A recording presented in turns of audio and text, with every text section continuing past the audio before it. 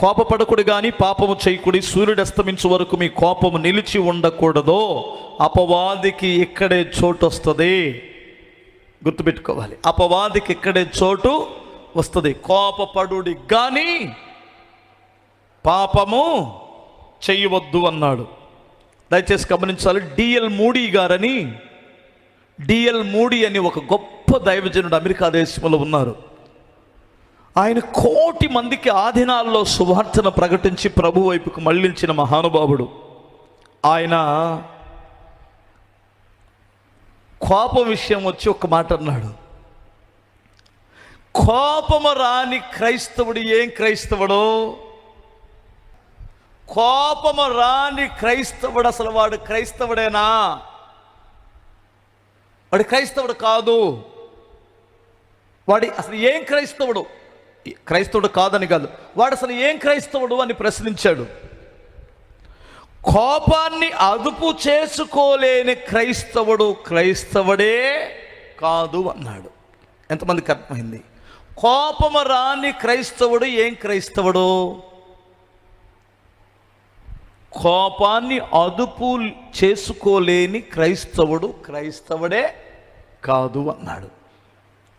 ఇక్కడ స్పష్టంగా చెప్పబడింది, కోపపడండి కానీ పాపము చెయ్యకుడి. అంటే కట్టలు తెంచుకునే కోపము నీకు రాకూడదు, కట్టలు తెగిపోయే కోపము నీకు రాకూడదు. కోపం వచ్చి బుద్ధి చెప్పు, కోపం వచ్చి అర్థమవుతుందా క్రీస్తుని ప్రకటించు, కోపం వచ్చి ప్రజలను బుద్ధి చెప్పండి, గద్దించండి. కోపం వచ్చి బూతులు మాట్లాడకండి, కోపం వచ్చి ఇతరులను పాడు చేసే మాటలు మాట్లాడకండి. నీ బ్రతుకు మాకు తెలియదా? ఏం తెలుసు నీకు బ్రతుకు? ఆ మాట ఎంత దూరం వెళ్ళిద్దో తెలుసా? ఏంటి అలా చూస్తున్నారు? స్తోత్రం చెప్పాలి.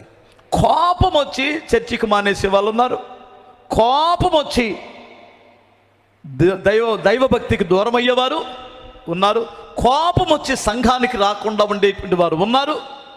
కోపం నువ్వెప్పుడు, నీకు కోపాన్ని కట్టలు దిగే కోపం ఎందుకు వస్తుందంటే నిన్ను సహవాసానికి దూరం చేయడానికి, పరిశుద్ధులకు దూరం చేయడానికి, దేవునికి దూరం చేయడానికి, నీ సాక్ష్యాన్ని పాడు చేయడానికి. అర్థమవుతుందా?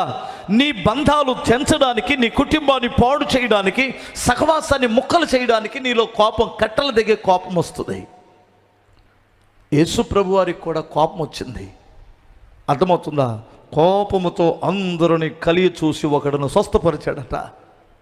కోపం వచ్చి దేవాలయాన్ని పాడు చేస్తున్నారని అక్కడ వ్యాపారం చేస్తున్న బలలన్నీ ఎరగొట్టి ఒక్కసారి దులిపి కొరడాతో కొట్టి పడేశాడు ఒక్కొక్కడిని.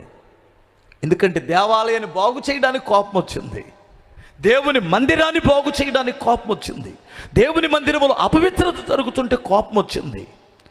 ఆయన కొరడాలతో కొడుతుంటే కోపం రాలేదు, ఆయన ముఖాన ఉమ్మి వేస్తే కోపం రాలేదు, ఆయన్ని పిడిగుద్దులు గుద్దుతుంటే కోపం రాలేదు, ఆయన్ని నానా విధాలుగా హింస పెడుతుంటే కోపం రాలేదు. ఎక్కడా యేసు ప్రభు వారికి ఎప్పుడు కోపం వచ్చిందంటే దేవుని పరిచర్య పాడవుతున్నప్పుడు కోపడ్డాడు. కట్టలు తెగిపోయే కోపం వచ్చినప్పుడు ఆయనకి.